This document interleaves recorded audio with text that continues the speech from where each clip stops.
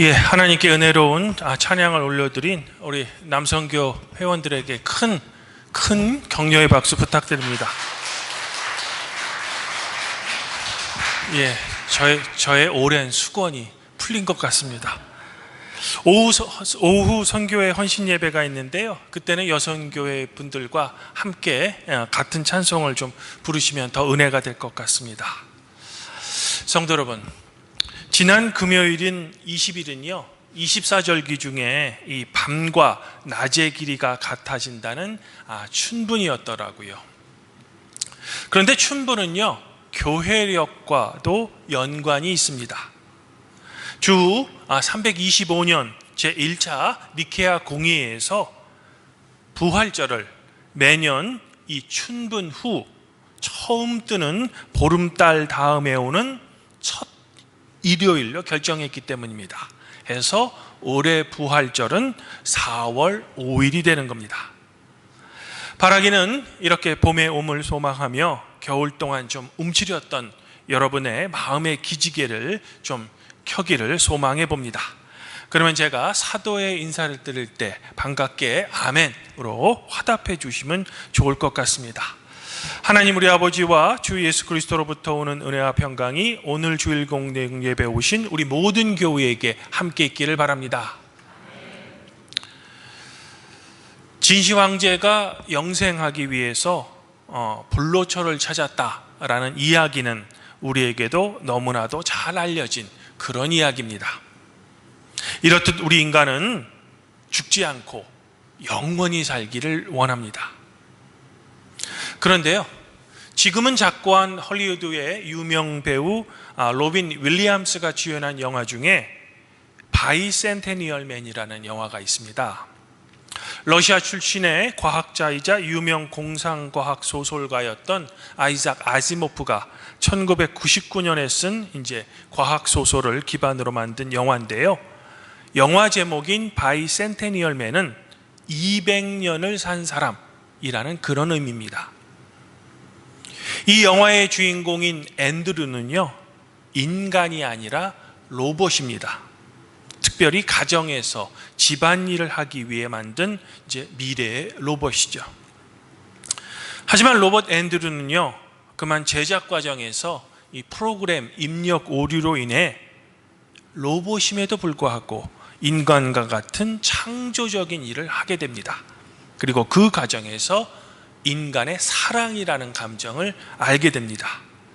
그리고 마침내 포샤라는 한 인간 여성을 사랑하게 됩니다. 로봇이 인간을 사랑하게 된 거죠. 그러나 앤드류는 어디까지나 인간이 아니라 로봇입니다. 그래서 앤드류는 이 포샤라는 여인과 결혼하기 위해서 자신을 인간으로 인정해달라라고 법원에 호소합니다. 하지만 법원은 그의 요청을 기각합니다. 그리고 그 이유는 앤드류는 불멸의 존재, 즉 죽음을 경험할 수 없기 때문에 인간이 될 수 없다라고 판결합니다. 이후 로봇 앤드류는 일부러 자신의 뇌를 망가뜨리는 기계장치를 통해서 로봇이지만 늙고 서서히 죽어가기 시작합니다. 그리고 마침내 200세 되던 날 사랑하는 여인과 함께 죽음을 선택합니다. 그리고 그때서야 법원이 비로소 앤드류를 로봇이 아니라 인간이다 라고 판결을 내립니다. 이렇듯 우리가 나이 들어가면서 노화되고요 또 몸이 약해서 병들어가는 것, 그리고 죽음은 우리에게 너무나도 안타까운 우리의 한계이지만 어떤 면에서는 우리 인간다움의 특징 중에 가장 대표적인 특징입니다. 다른 말로 하면 우리는 결국 죽기 때문에, 즉 한계가 있어서 우리는 인간이라는 겁니다. 그런데 오늘 요한복음은 이런 우리의 인간의 한계 가운데서 안타까움과 슬픔을 느끼는 것이 아니라 바로 하나님의 무한하심과 그분의 영광을 보라 라고 우리에게 요청하고 있습니다. 마치 우리의 눈에 보이는 저 성찬의 유한한 빵과 포도주에서 무한하신 예수님의 신성을 보라 라는 그런 요청처럼 말입니다. 사랑하는 성도 여러분, 오늘 말씀에 따르면 베다니에 사는 나사로가 병이 들었습니다. 이에 동생 마르다는 이 사실을 예수님께 급히 알립니다. 만일 예수님께서 오신다면 오라버니의 병을 고칠 수 있다라고 마르다는 굳게 믿었기 때문이죠. 아마도 이는 마르다가 예전에 예수님의 치유를 직접 보았거나 아니면 다른 사람들로부터 전해 들었기 때문일 겁니다. 그런데 무슨 이유에서인지 나사로가 병이 들었다는 소식을 전해 들어도 예수님께서는 곧장 오시는 것이 아니라 늑장을 부리십니다. 결국 나사로는 죽습니다. 그리고 죽은 지 나흘이 지나서야 예수님께서는 비로소 베다니에 도착하셨다는 겁니다. 이에 마르다는 베다니에 도착한 예수님을 찾아가 발 아래 엎드려 예수님을 원망합니다.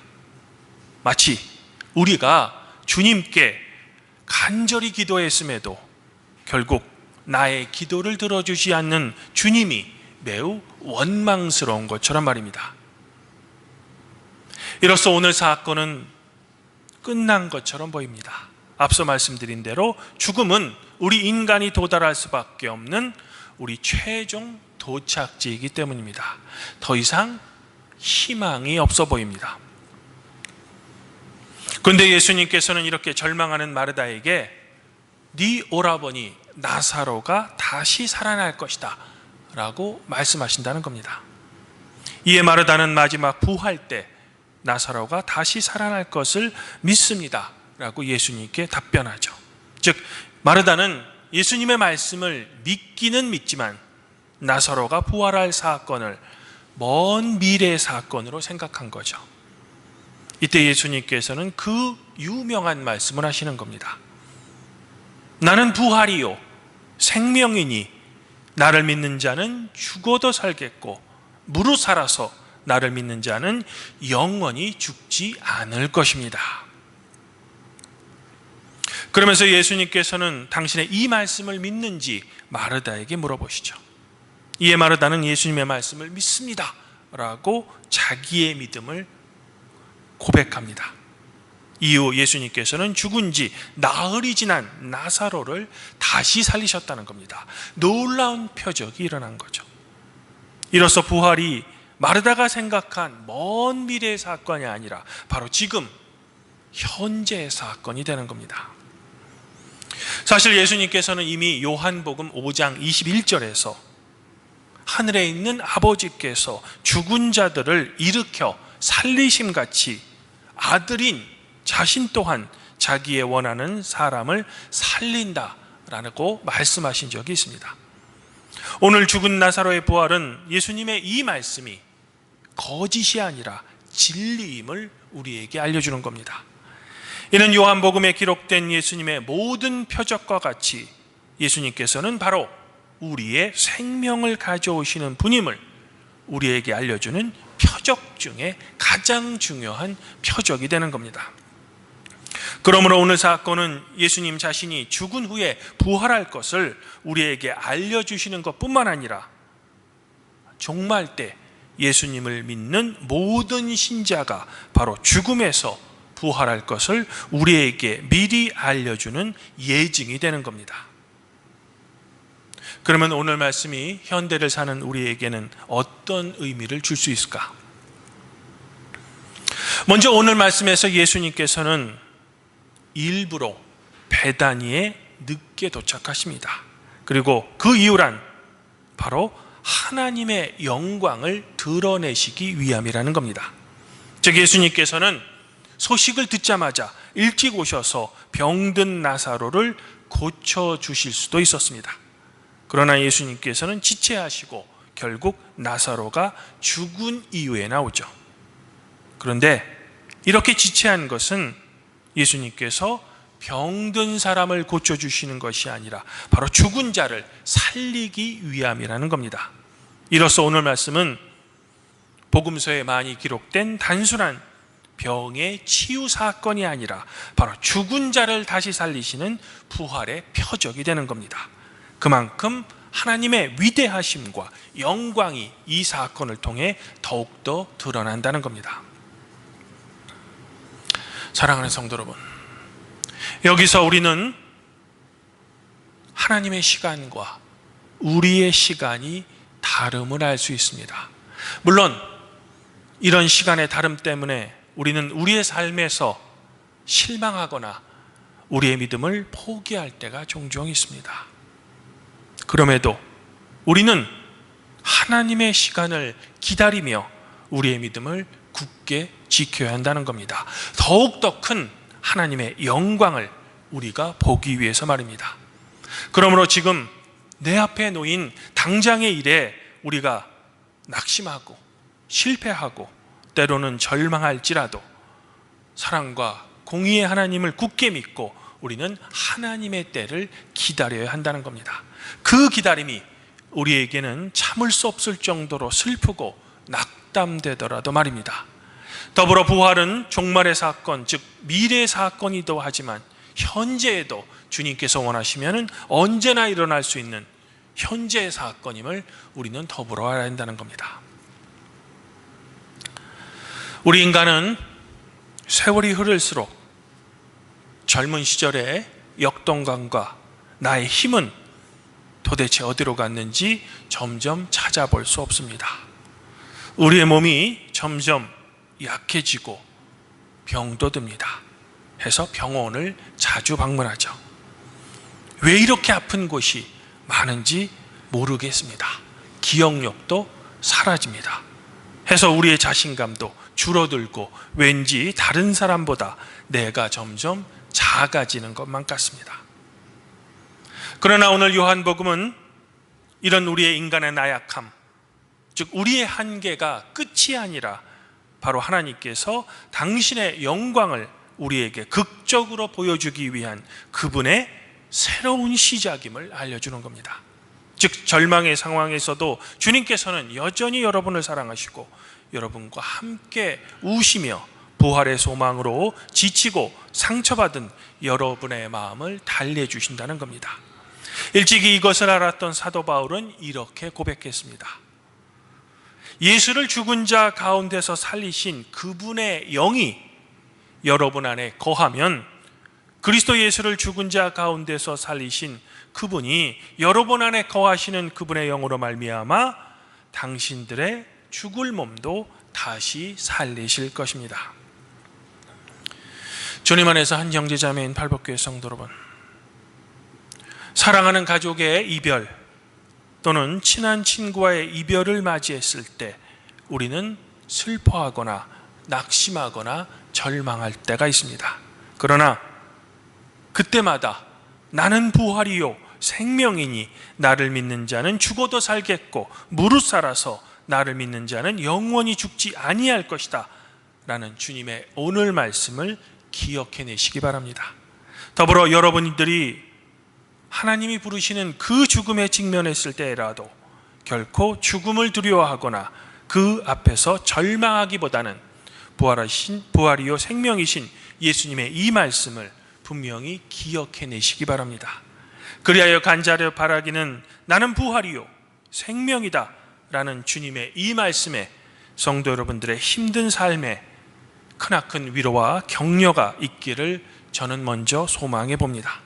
또한 매주일 공동 예배 때마다 우리가 먹고 마시는 주님의 빵과 포도주가 그저 단순한 빵과 포도주가 아니라 저 안에 그리고 저 위에 무한하신 주님께서 빵과 포도주의 실제하심을 믿기를 더불어 소망해 봅니다. 유한한 존재인 우리의 한계와 우리의 연약함이 바로 무한하신 하나님이 거하시며 당신의 일을 시작하는 곳이기 때문입니다. 그러므로 유한은 무한을 품을 수 있게 되는 겁니다.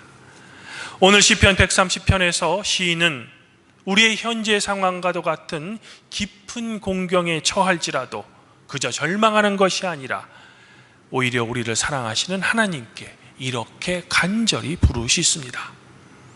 여호와여 내가 깊은 곳에서 주님께 부르짖습니다. 주여 나의 소리를 들으시며 나의 부르짖는 소리에 귀를 기울여 주시옵소서. 여호와여 주께서 죄악을 보실진대 주여 누가 감히 주님 앞에 서겠습니까? 그러나 사유하심이 주께 있음은 주를 경외하게 하심이니이다.